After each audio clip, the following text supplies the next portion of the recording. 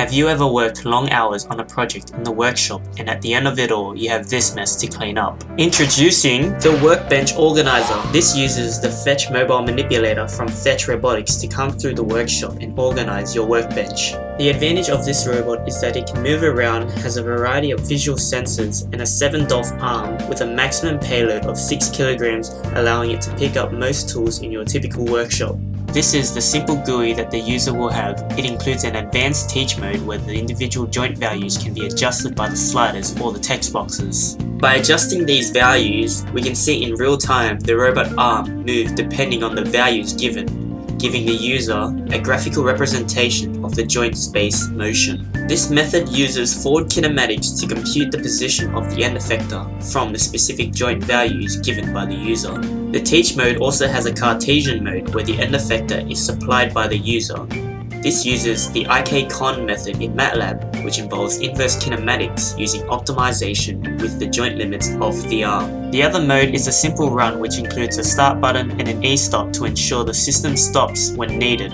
The Fetch robot plans its motion by interpolating between an initial and final position or pose using trapezoidal velocity profiles.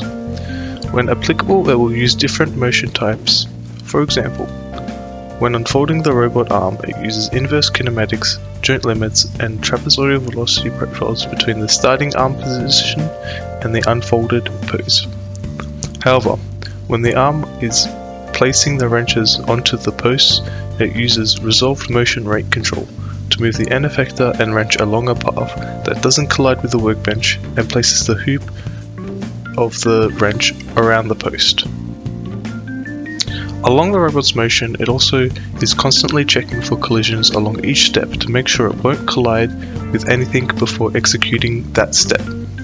It achieves this by detecting if the arm links will intersect with the plane of any of the faces on any of the objects. It then detects if this intersection point lies within any of the face triangles. Once it detects an upcoming collision, the motion is halted until the obstruction is cleared.